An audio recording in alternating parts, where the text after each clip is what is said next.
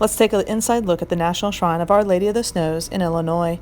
Now, this shrine was built by the Oblates of Mary Immaculate, which, if you know that I work at the Christian Renewal Center, you also know that was built by the Oblates of Mary Immaculate. So it was kind of fun when I went to their church for the Mass today, and I saw Blessed Gerard as well as St. Eugene on their walls.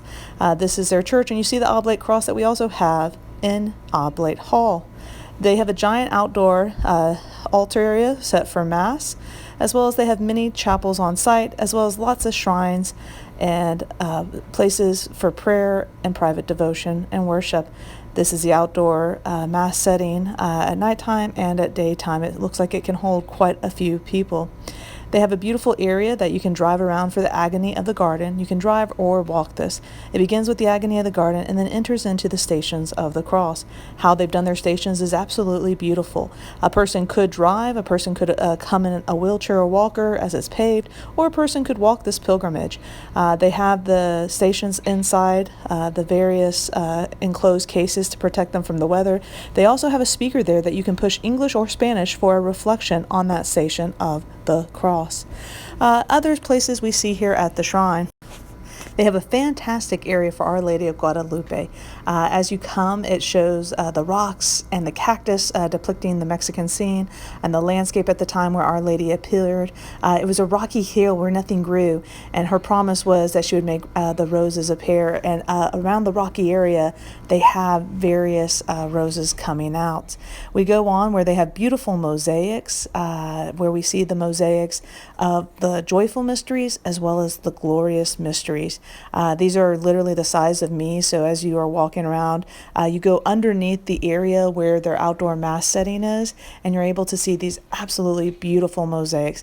Having also been over in St. Louis to see the Basilica Cathedral, the world's largest collection of mosaics, this was truly a treasure to see with all the mosaics that they have there, and just helping someone enter into a deeper prayer life. When we think about the sacred art, religious statues, stained glass mosaics, sculptures, all of this should draw us into an encounter with God. All of this is a way for us to teach our faith, to understand our faith, and to encounter God. And so it's beautiful to see these here at the shrine. We also have a spot of the Annunciation. We also have statues of the Sacred Heart, as well as we have other areas of worship and prayer. This was the back side of the outdoor theater, and it says Ave Maria with the angels. In the kids' playground area, I love this, the hands holding the rock, which I think about that is Christ holding the church, and then I see this hand reaching down to the smaller hand, and I think of God reaching down to encounter us. And last but not least, one of the most beautiful replicas of the Lourdes Grotto that I've ever seen, most accurate and most beautiful that I could think. There's the statue of Bernadette and Our Lady in the grotto area. At nighttime, it's lit blue, reflecting kind of the water. They do a wonderful job of recognizing their donors in a beautiful and dignified way, the donors and benefactors that make this sacred ground and these shrines possible for us to come and enjoy. They have guest houses on site here at the National Shrine of Our Lady of the Snows, and I invite you to come.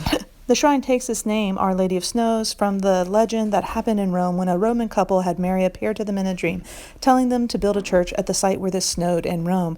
That was an uncommon occurrence, so when it snowed on a site, they began the process of building the church, St. Mary's of Major.